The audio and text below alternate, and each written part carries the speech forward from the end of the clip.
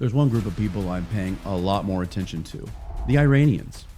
Because while activists in Western cities are screaming about oppression and imperialism, many actual Iranian people are celebrating. And if you want to understand the difference between the Iranian regime and the Iranian people, you only need to look at what's happened in the streets as all of this conflict began.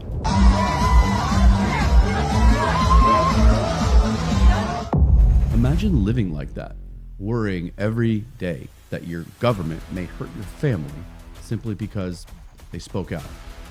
The absolute worldwide celebration. These are Iranians celebrating all over the world, multiple cities, multiple countries. These are the countries that Obama bombed in his final year of office.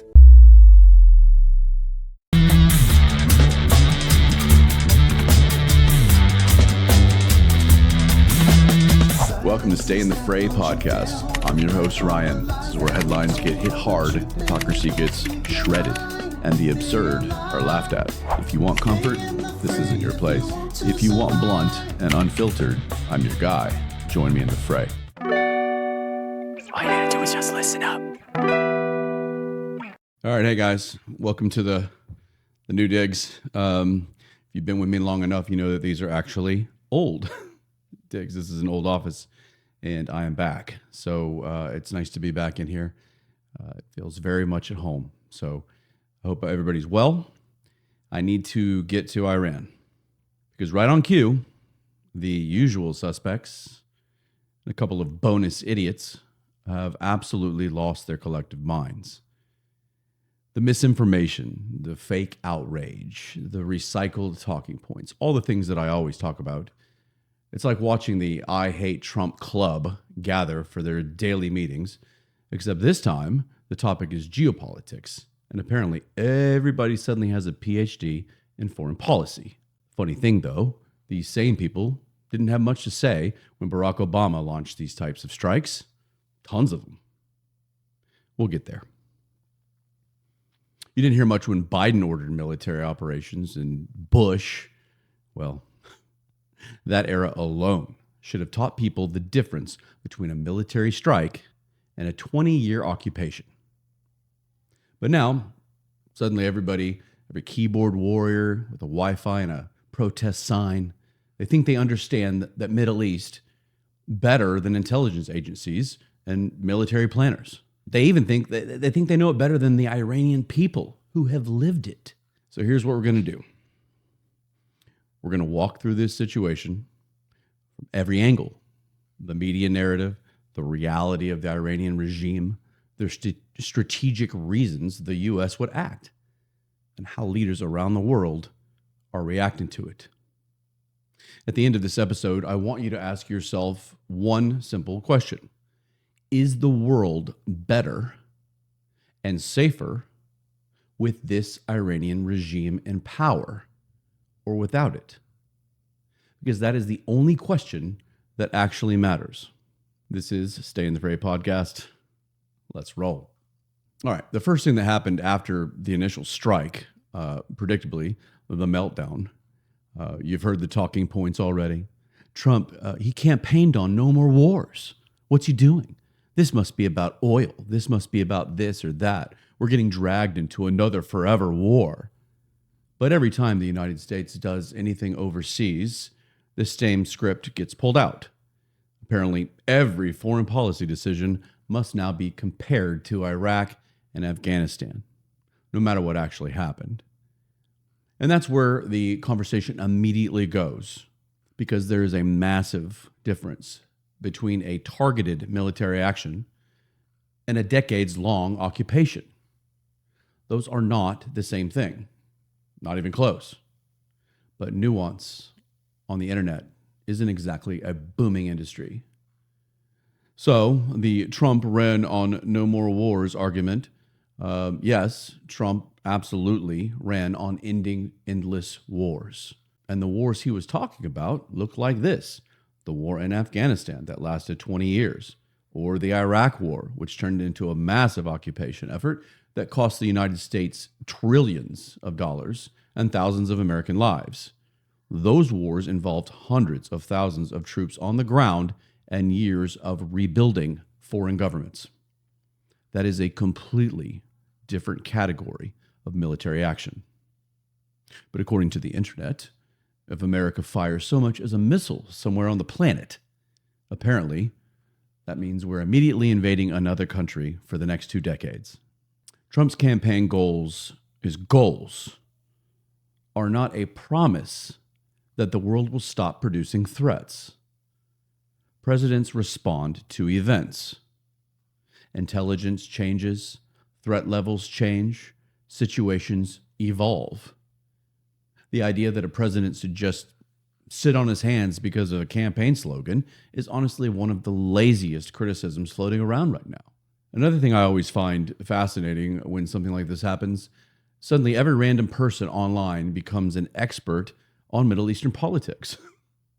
Meanwhile, the reality is this. The President of the United States receives intelligence briefings every single day. Military leaders, intelligence agencies, diplomats, analysts, thousands of professionals feeding information into those decisions. And yet somehow Joe Schmo on TikTok thinks he understands the situation better than they do. Let's be honest. Most of the loudest critics right now have never even been to the Middle East. They've never studied the region. They've never spoken to people living under that regime. They've never experienced the reality of life under governments like that. But they're extremely confident because confidence on the internet costs absolutely nothing. And of course, then you have the oil argument. Apparently everything in the United States, everything they do in the Middle East must be about the oil.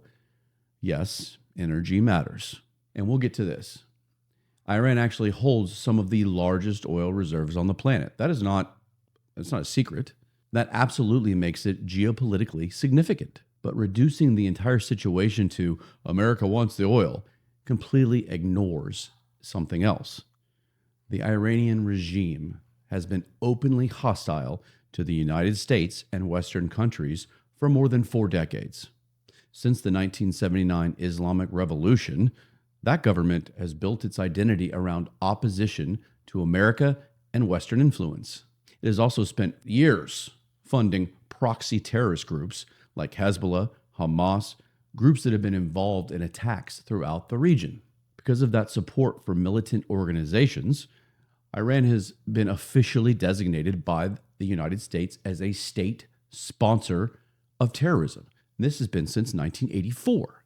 It's not exactly a new development. This conflict didn't suddenly appear last week. Okay, to be fair, and I've mentioned this on another show when we went and took care of Maduro in Venezuela. To be fair, there is a question I think is legitimate for debate.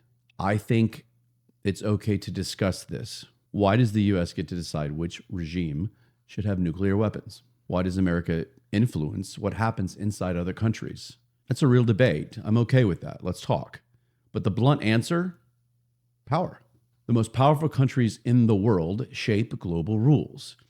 That's been true throughout human history. It's just the way it is.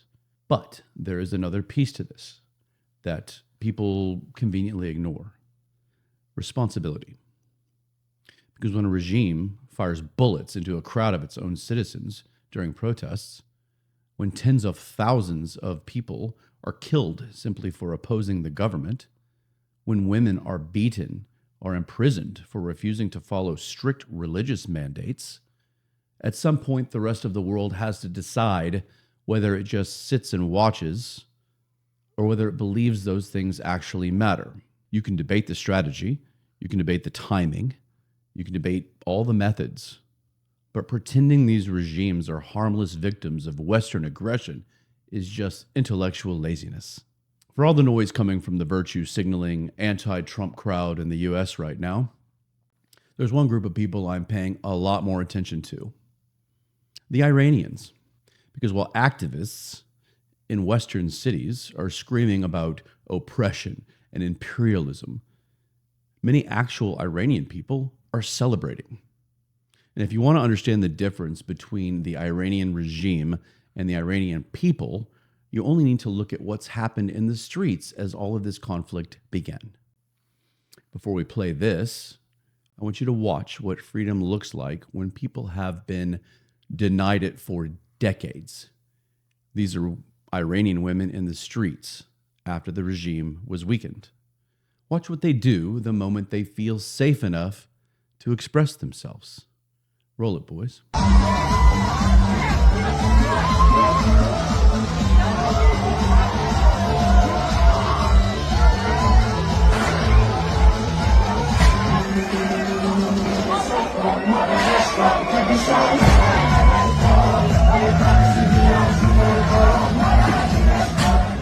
So look at that. Something so basic. You guys don't get it. Any of you that haven't had to do that, you don't get it. It meant so much. Women they ripped their hijabs off, throwing them in the air, dancing in the streets like they just got out of prison. Because in many ways they did. For years under that regime, women in Iran have been forced to follow strict religious mandates, including mandatory head coverings enforced by morality police. Refusing to comply can mean arrest, beatings, or worse. And yet somehow you have activists here in the United States lecturing everybody about how terrible it is that this regime is being challenged. It's none of our business. And many of these people are the same people who claim to be fucking feminists. These same people have never been forced to cover their hair, never been beaten by morality police, never been arrested for walking outside dressed the way they want to be dressed. So forgive me if I'm going to go ahead and take the reactions of Iranian women themselves a little more seriously than a protester blocking traffic in downtown Portland. Here's another. If women being free isn't enough for you, here's another angle that you're not seeing much in the media. The absolute worldwide celebration. These are Iranians celebrating all over the world, multiple cities, multiple countries, all reacting to the same news. Roll this one, guys.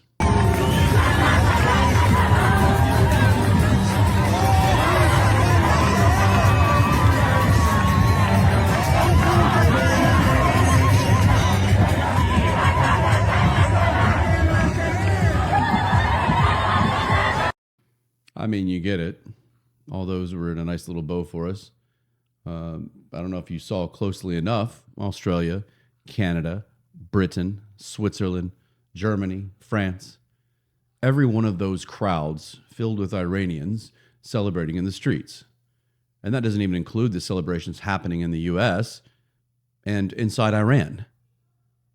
And across dozens of other cities in the world as well. That was only 6. These are people who fled that regime, families who escaped it, people who have watched friends and relatives suffer under it for decades. So when they see the regime weakened, they celebrate. And honestly, if I'm trying to understand what life under that government is really like, I'm probably going to listen to the people who actually lived under it. And I'll add something personal here. As I did with Venezuela, I have friends from Iran, a couple in particular in mind. One of them has spent years terrified for her family members who still live in Iran. She wakes up every day terrified that something they say, something they post, something they do could get them arrested or killed. Imagine living like that, worrying every day that your government may hurt your family simply because they spoke out. And then imagine watching people in the United States dismiss that reality just because they dislike an American president. That is not principled. It's not thoughtful. That's just political tribalism. The truth is simple. Criticizing the Iranian regime is not hatred toward the Iranian people. It's the exact opposite. So let's zoom out for a second and talk about something that somehow gets lost in these conversations. What exactly is the Iranian regime? Because the way some commentators talk about it, you think we're discussing a normal government that just happens to disagree with the United States. That is not reality. The current regime took power during the Iranian Revolution, replacing the previous government with a theocratic system run by hardline clerics. Since then, the leadership has ruled through a mix of religious authority, political repression, violent crackdowns on dissent.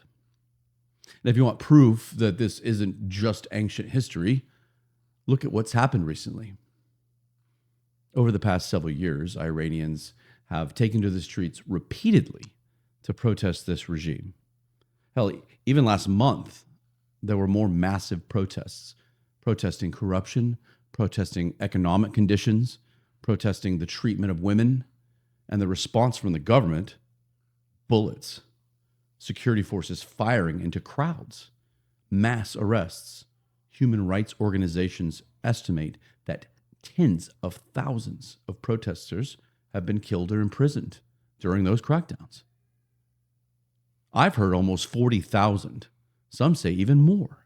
These aren't foreign enemies that they're killing. These are their own citizens, people asking for basic freedoms. And the regime's response has been consistently to use force. How can you defend that?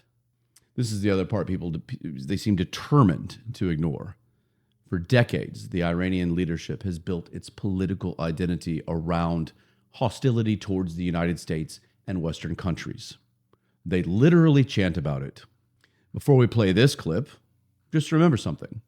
While some activists in the United States are busy defending this regime online, this is how those very people talk about them and America as a whole. Roll it, boys.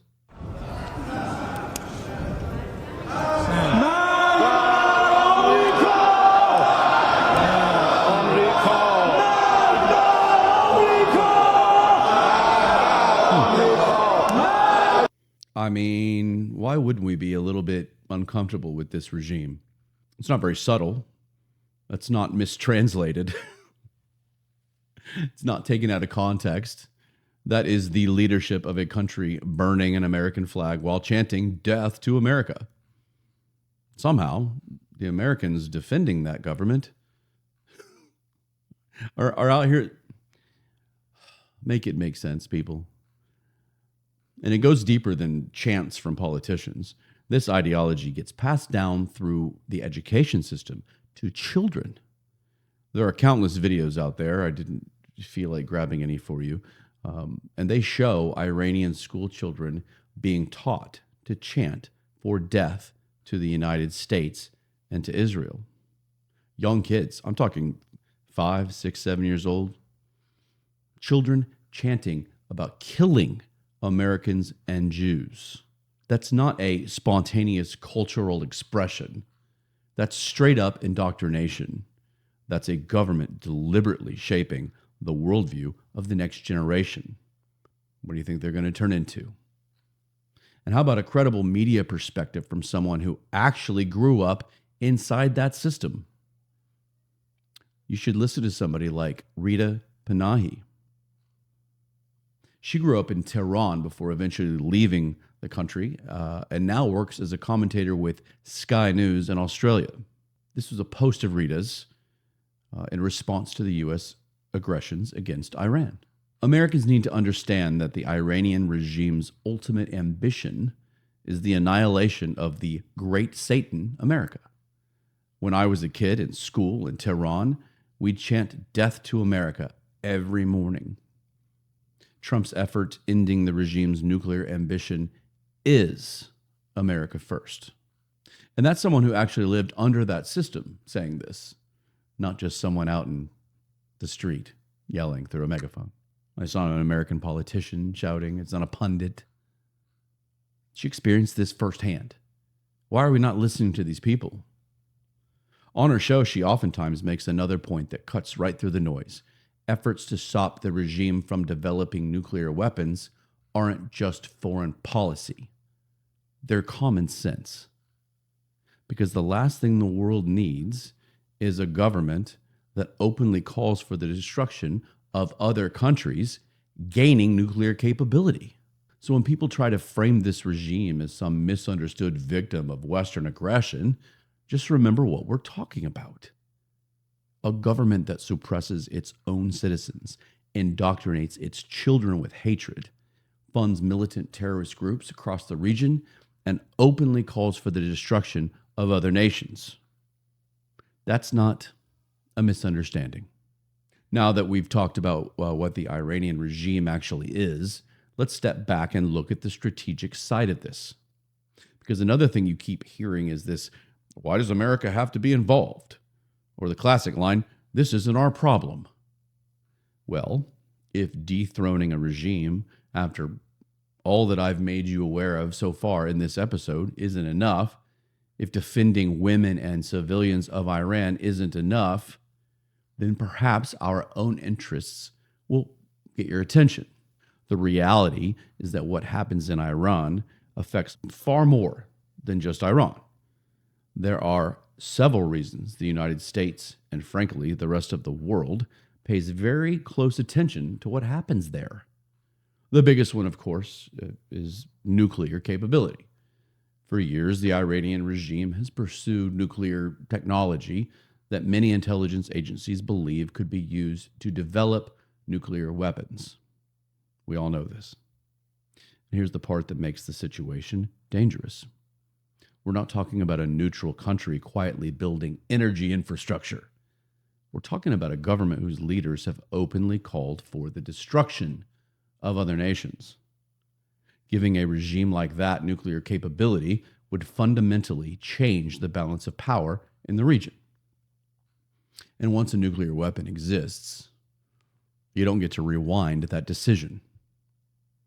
That's why preventing nuclear proliferation has been a major priority for decades across multiple administrations, Republican and Democrat. Because once that genie is out of the bottle, it doesn't go back in. And then there's the regional issue. Iran has spent decades supporting proxy terrorist groups throughout the Middle East. Groups like Hezbollah, Hamas, ISIS, like the ones I've mentioned, and others that have carried out attacks across that region. Funding, training, weapons. Those networks don't appear out of thin air. Whether you want to argue that the U.S. helped create some of those, that's fine. But what we know is that Iran is keeping them rolling. And they've created many of their own. They're supported by governments. And when a government funds militant groups across multiple countries, it doesn't just create loyal instability. It doesn't just create local instability.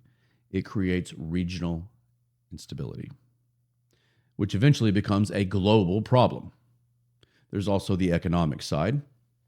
Iran sits in one of the most strategically important regions on the planet. The Persian Gulf is a major artery for global energy and shipping routes. Disruptions there affect oil markets, global trade, and economic stability far beyond the Middle East. Iran also holds some of the largest oil reserves in the world, which makes it a key player in global energy politics. So when people dismiss the region as someone else's problem, that's not how global economics works. What happens there affects energy prices, supply chains, and international markets everywhere. This is a global chessboard. Because this isn't just about Iran. It's also about the broader balance of power involving countries like China and Russia. Iran has increasingly aligned itself with those governments economically and politically. Discounted oil deals with China, military cooperation with Russia, shared opposition to Western influence.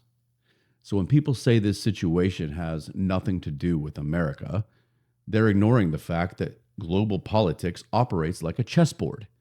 Moves in one region affect leverage in another. And if you want to understand why governments act the way that they do, you have to look at the entire board.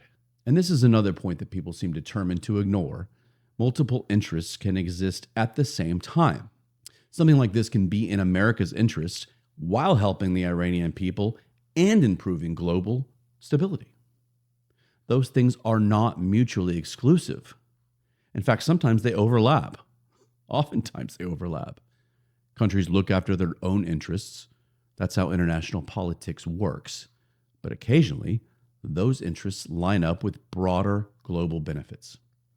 And when that happens, the outcome can serve more than one purpose. Because foreign policy isn't played on a checkers board. It's chess. And every move sends a message to the rest of the world. All of this thus far leads up to some truly important things to think about. First, our troops. You'll hear activists screaming about how America is sending soldiers into danger and how politicians are supposedly reckless with their lives. First, let me say something very clearly. Losing even one American life, one American service member, is absolutely tragic. Every single time, every single one. But these are men and women who volunteer to defend their country and protect the freedoms the rest of us enjoy every day. That sacrifice deserves respect. You know what always gets ignored in these conversations is when someone joins the military, they understand the risks. They train for it. They prepare for it. They take an oath knowing that their mission may put them in harm's way. So forgive me if I'm not going to take lectures about military strategy from a bunch of protesters waving cardboard signs in the street, because here's a fun little thought experiment. If you actually polled the United States military, the people who serve under the commander-in-chief, do you think the majority would support actions aimed at neutralizing hostile regimes, preventing larger wars? I would bet my life that they would support, not only support it, but it would be overwhelming support. And frankly, if I'm going to listen to someone about national security, I'll take the people actually wearing the uniform over the loud minority yelling through megaphones. And by the way, this isn't Vietnam, people. This isn't some massive ground invasion. There are not hundreds of thousands of American troops being dropped into another country to occupy it for 20 years. That is not what's happening. What we're seeing is targeted military action designed to remove threats before they spiral into larger conflicts. Ironically, that's often how you prevent wars, because the philosophy behind it is something that has guided American foreign policy for generations. Peace through strength. The idea that when adversaries know you are willing and able to act, they think twice before pushing further. And that matters in a world where multiple conflicts are happening at the same time. From tensions in the Middle East to long-running conflicts across Africa, Asia, global stability doesn't happen by accident. It happens when strong nations enforce boundaries. I hate selective outrage. I hate it, and it's going on a lot. It's so disgusting. So let's expose some more of it. Presidents have ordered military strikes overseas for decades. Republicans, Democrats, all of them. And yet somehow the volume of protest seems to depend heavily on who is sitting in the Oval Office when they happen. Before we play this clip, just watch the numbers and understand the capacity of them. Roll this, boys. These are the countries that Obama bombed in his final year of office. Syria, 12,192 times. Iraq, 12,095 times. Libya, 496 times. Yemen, 35 times. Somalia, 14 times. And Pakistan, 3 times. 26,172 bombs for a total of 3 bombs every hour of every day in only 1 year. Goodness. It's a lot of bombs. 1 year, by the way. Do I need to say the numbers again? I have them here. I don't think I do. I think you heard it pretty well. All I know is 26,000 bombs were dropped in 1 year under Barack Obama. Somehow, this did not generate weeks of nationwide protests or endless media hysteria. Why? Because the outrage was never really about military action. It's about politics. Obama was the darling child for the media, and the savior for the virtue signaling and victim card crowd. When he did it, it was fine because nobody gave a shit. And finally, the last dumbass claim that keeps getting recycled over and over again, that this action is somehow illegal or unconstitutional. Let me clear something up once and for all. I don't understand why people keep saying this. Under United States Constitution, the president is designated as Commander-in-Chief of the Armed Forces under Article 2. That authority allows the president direct military operations and response to threats without a formal declaration of war from Congress. Presidents from both parties have exercised that authority for decades. That is not a controversial or debatable fact. It is a fact. That is how the system works. But apparently this basic constitutional reality still needs explaining to the professional crybabies and even some television commentators. I had to do it. I didn't want to do it, but the fucking View, they just won't stop cackling.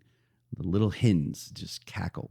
You knew I was going to have a good example of this for you, and that's why I'm going to use the View.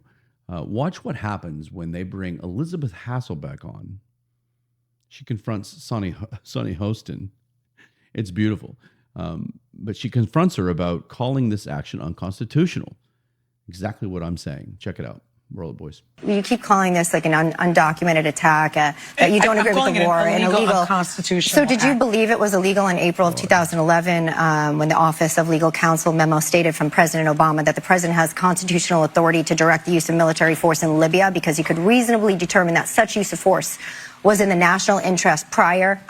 Congressional approval was not constitutionally required to use military force in these operations. Where were you then complaining? I agreed. Well, I wasn't on this show then. But personally, would you have stood against that? I was at home complaining. No, I wasn't complaining because the Office of Legal Counsel was involved. And the Office of Legal Counsel... This came after. But the Office of Legal Counsel is the office in the Department of Justice, because I worked at the Department of Justice, that reviews these things and makes legal determinations. This president doesn't go through the Office of Legal Counsel. This president does not go to Congress. Congress has the power to to approve wars. This Congress has the power of the purse. This president is acting more like a king than anything else. He is the commander. He's the commander-in-chief, but he is not a king. And so I think that this should have gone through Congress. I think that the American embassies should have been notified so that American citizens in the Middle East would have been able to get to safety. I don't think that this was done appropriately. I maintain that this is illegal and unconstitutional. Do you like the result? Do you like the result? No, I don't. Well, I don't. You would rather the regime head and those 40, 18 leaders I think it's very easy to start a longer conversation. That's enough. I think literally everything that came out of her mouth was absolute utter bullshit. It doesn't surprise me. Sonny Hostin, I can't tell which one's the dumbest person on that panel. I think 3 of the 5 dumbest people in the world are on that panel. So it's always a good competition between the ladies of The View. This exchange pretty much sums up the entire problem. One side is pointing out historical precedent, facts about our Constitution, like the ones I just gave you. The other side is repeating talking points based on feelings and hatred for Trump. When Hasselbeck asks whether the same outrage existed when previous administrations acted unilaterally, the conversation suddenly got a lot quieter. And when the response shifted to things like, well, the embassy should have been notified first. Are you kidding me? It's when you realize that the criticism isn't about strategy. Because notifying ahead of a strike would do one thing very effectively. It would warn the target. I mean, defeats the whole purpose of a surprise military operation. And again, Sonny, as I just mentioned, this is not an illegal war. Trump did not have to go to Congress for permission, and he is actually eliminating true authoritarian leaders who are dictators acting like kings. One more time, strength and clarity in foreign policy often prevents larger conflicts. Weakness invites them.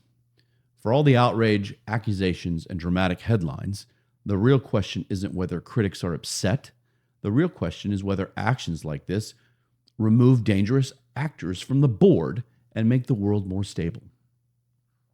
Because when threats disappear, wars often end before they begin.